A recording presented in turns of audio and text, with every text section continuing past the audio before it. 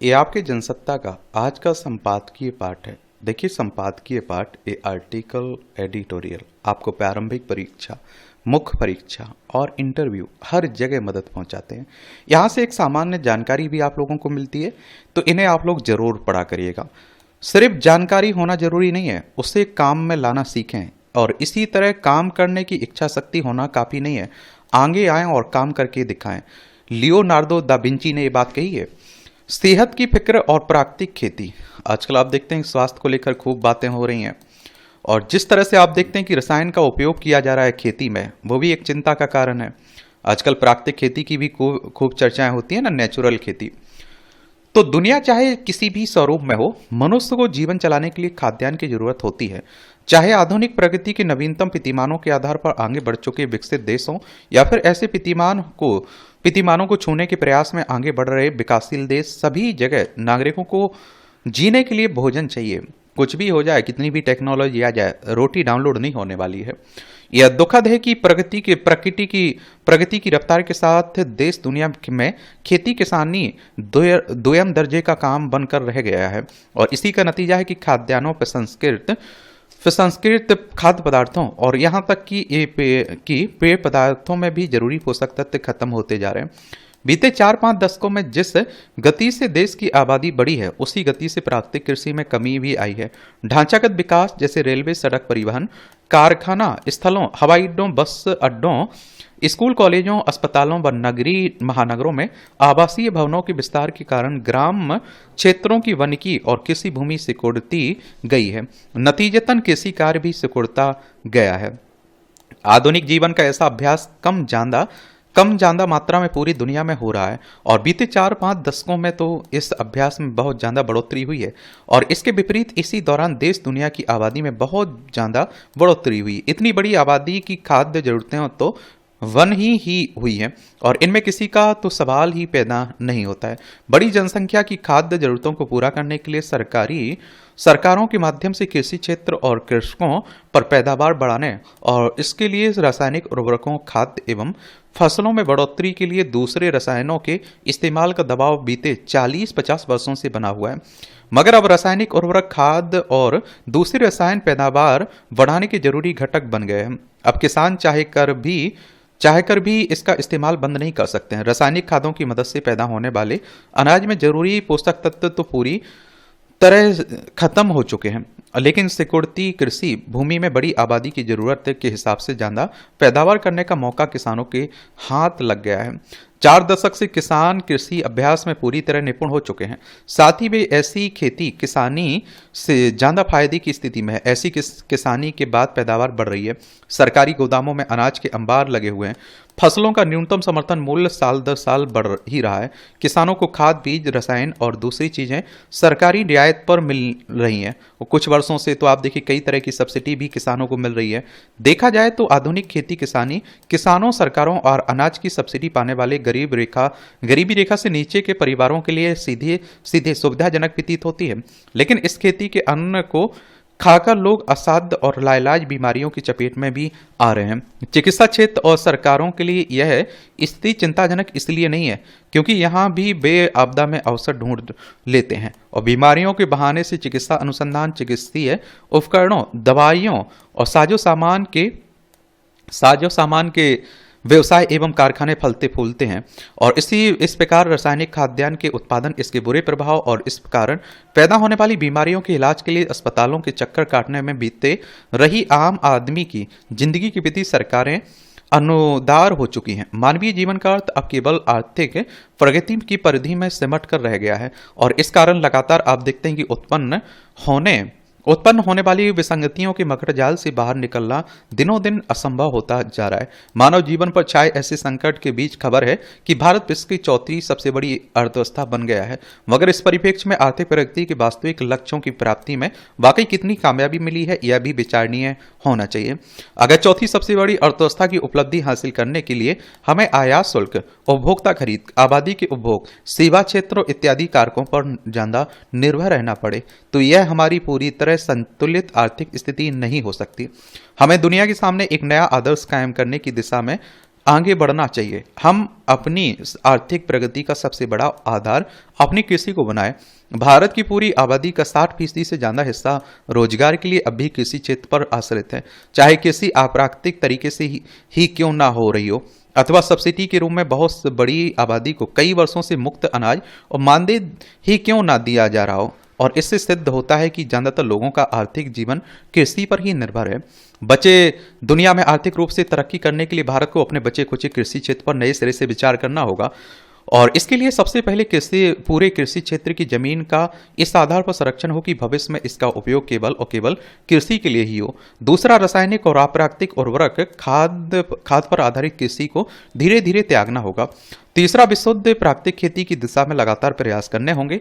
पैदावार को हर स्तर पर, हर रूप से और हर बार प्राकृतिक पोषक तत्वों से संचित करने के उपक्रम करने होंगे। दुनिया में मौजूदा सभी उपभोक्ता सामग्रियों में सबसे ज्यादा और बार बार खाद्य सामग्रियों का उपभोग होता है। यह विलासी जरूरत नहीं है, बल्कि यह जीवन के लिए सबसे ज्यादा अनिवार्य है। यदि भारत अपनी कृषि पैदावार के तरीकों में क्रांतिकारी बदलाव कर इसे प्राकृतिक स्वरूप दे दे, तो दुनिया में प्राकृतिक रूप से पैदा हुई खाद्य सामग्रियां ऊंचे दामों में बिक सकती हैं। आज कई ऐसे देश हैं जिनके लोगों के पास आर्थिक प्रगति के आधार पर अर्जित धन तो खूब है, लेकिन वे प्राकृतिक रूप से उपलब्ध खाद्य सामग्रियों से वंचित हैं। प्राकृतिक खेती का बहुत बड़ा महत्व व्यवहारिक रूप से तब दिखेगा जब इसकी पैदावार के उपभोग से पली बड़ी एक पीढ़ी दुनिया को बहुत ज्यादा स्वस्थ और संतुलित दिखाई देगी। देश दुनिया को हर कीमत पर, आप देखिए, एक आदर्श स्थान बनाने के लिए सबसे बड़ा योगदान मानव के स्वस्थ तन मन का होना होगा, और यह लक्ष्य प्राकृतिक खेती बाड़ी की उपज के उपभोग से हासिल होगा। कृत्रिम रासायनिक और जहरीली खाद्यान्न के सेवन से तन मन से अस्थिर बीमार ज्यादातर इंसान अब तब तक दवाइयां और इलाज पर निर्भर रहेगा। कब तक? और वे प्राकृतिक खाद्य पदार्थ चाहते हैं, और इस दृष्टि से विचार करें तो भविष्य में प्राकृतिक खाद्यान्न उत्पादों की ही मांग ज्यादा होगी। यदि भारत आज से ही प्राकृतिक कृषि के वास्तविक क्रियान्वयन में रुचि दिखाए तो इसी एकमात्र क्षेत्र की उन्नति द्वारा हम निर्धारित अवधि से पहले ही दुनिया की तीसरी और फिर पहली अर्थव्यवस्था भी बन जाएंगे।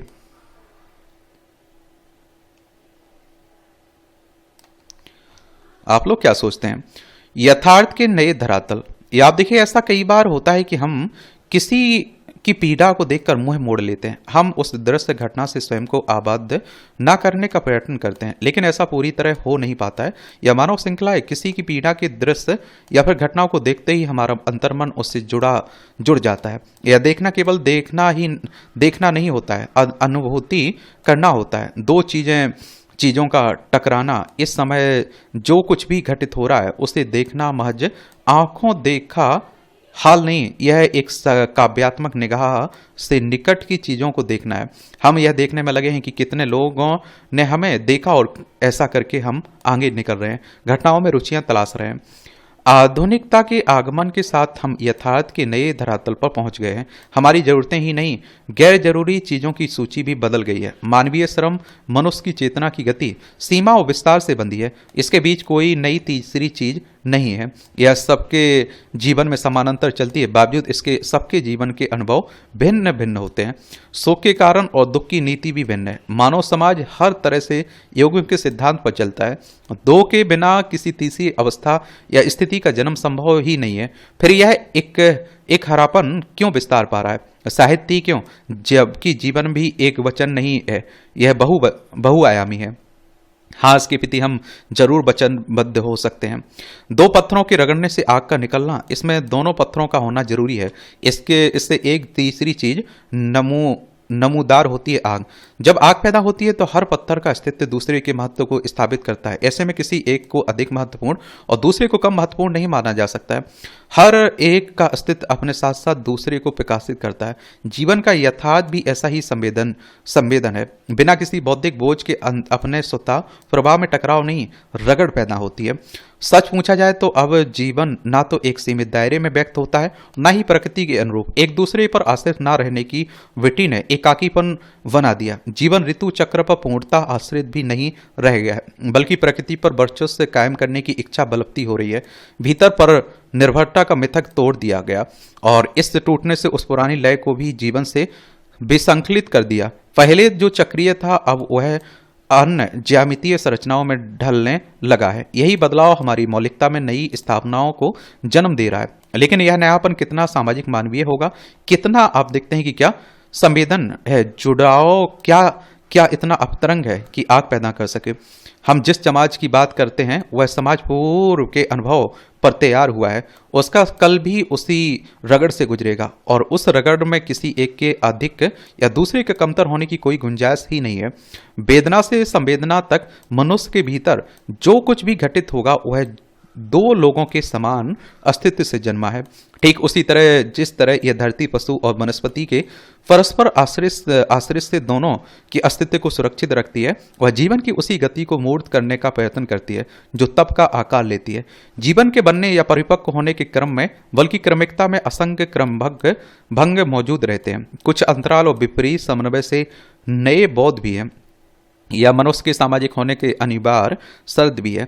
अब लोग एक दायरे के बाहर नहीं जाते हैं, जबकि समाज अपनी स्थानिकता से मजबूती से जुड़ा हुआ है। लेकिन घर में रहकर भी हमने एकल दुनिया बसा ली है जो शुरुआत में तो आकर्षक लगती है लेकिन धीरे धीरे भीतर से खोखला कर देती है।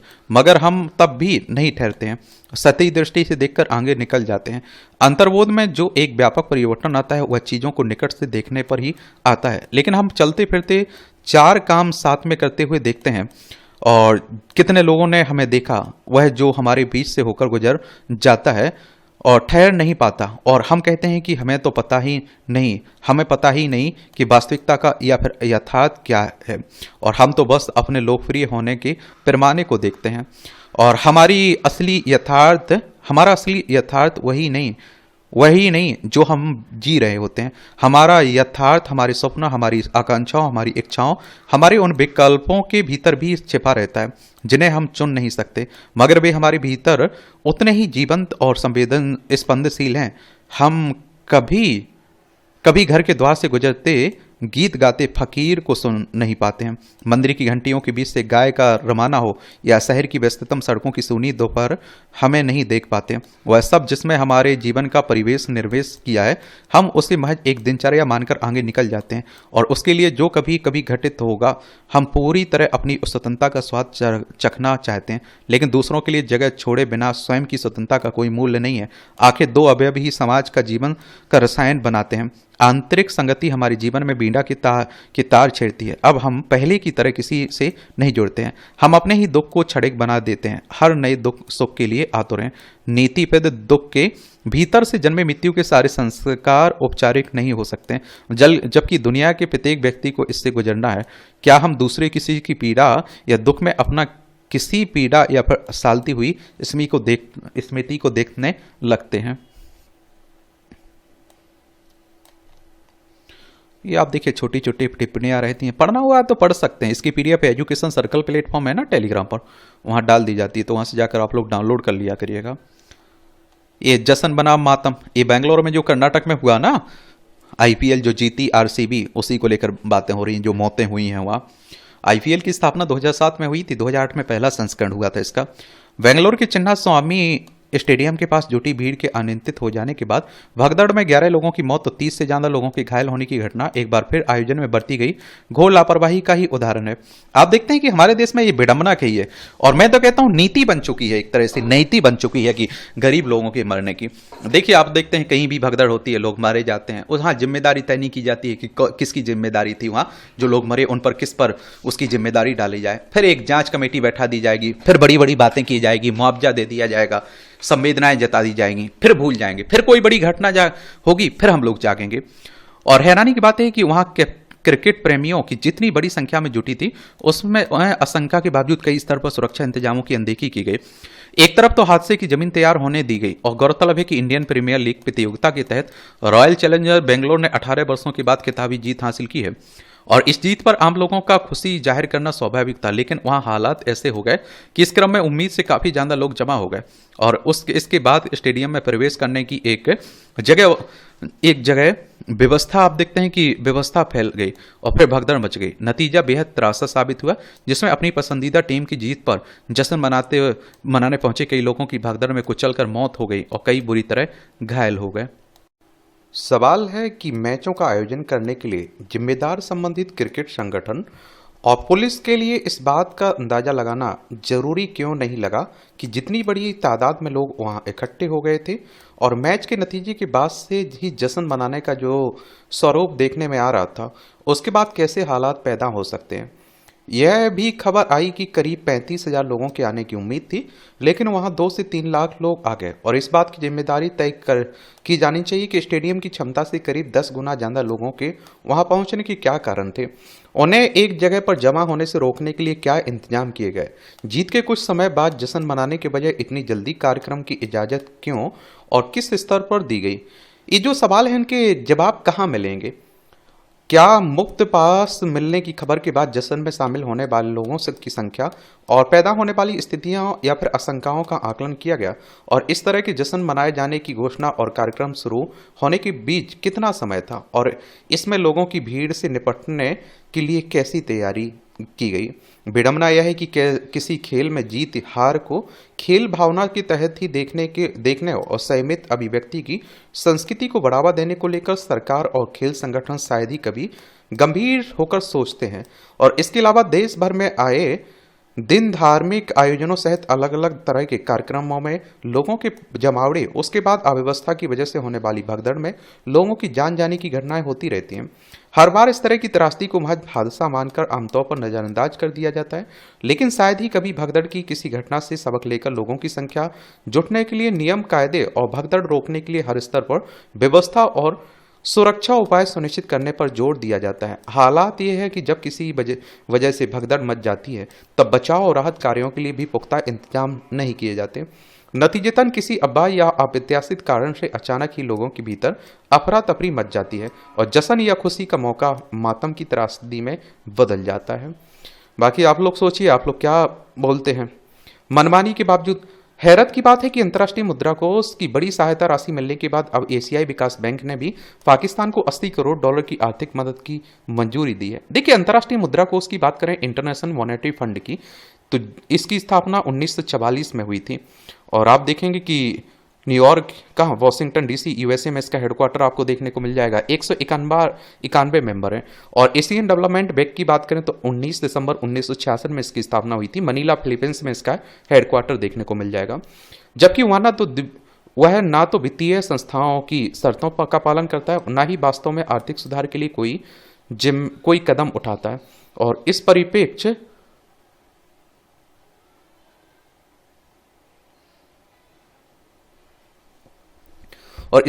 में भारत की चिंता स्वाभाविक है। पाकिस्तान ने सहायता राशि विकास कार्यों में लगाने के बजाय उसका दुरुपयोग ही किया। यह सच है कि नीति आधारित कर्ज का इतना बेजा इस्तेमाल दुनिया का शायद ही कोई देश करता हो। यह छिपी बात नहीं है कि पाकिस्तान सहायता राशि का इस्तेमाल अपनी फौजी प्राथमिकताओं को पूरा करने और आतंकवादियों को पालने पोसने में करता आया है। ऐसे में भारत की आपत्ति की अनदेखी नहीं की जा सकती है। यह निराशाजनक है कि आर्थिक सुधारों पर जोर देने के बजाय पाकिस्तान हमेशा अपनी सैन्य ताकत बढ़ाने में ही लगा रहा। उसने सीमा पार से जिस तरह से भारत के लिए चुनौती बढ़ाई और उससे क्षेत्रीय स्थिरता को खतरा पैदा हो गया है। पाकिस्तान की अर्थव्यवस्था पहले से ही संकट में है। वित्त वर्ष 2023-24 में उसका कर संग्रह 13% से घटकर 9.2% पर आज पहुंचा। यह एशिया प्रशांत क्षेत्र के औसत 19% से काफी नीचे है। विचित्र बात है कि घटते कर और जीडीपी अनुपात के बावजूद वह अपना रक्षा खर्च लगातार बढ़ा रहा है। आज उसके वित्तीय संस्थान कुप्रबंधन के शिकार हैं। पाकिस्तान में शिक्षा, कृषि और स्वास्थ्य के क्षेत्र में बदहाली किसी से छिपी नहीं है। इसका खामियाजा वहां के नागरिक भोग रहे हैं। वैश्विक बाजार में उसे कई बार शंका की निगाह से देखा जाता है। विकास योजनाओं को लागू करने में पिछड़ने की सबसे बड़ी वजह सेना है। दरअसल वह हर बार सहायता राशि का बड़ा हिस्सा सोख लेती है। सवाल है कि पैसा डूब जाने के जोखिम के बावजूद वैश्विक वित्तीय संस्थाएं पाकिस्तान के बार बार मदद क्यों करती है, यह समझ से परे है। आतंकवाद को बढ़ावा देने वाले किसी देश को इस स्तर पर जाकर सहायता करने के नतीजों का आकलन क्यों नहीं किया जाता है। बाकी आप लोग क्या सोचते हैं, अपनी राय आप लोग जरूर बताया करिएगा।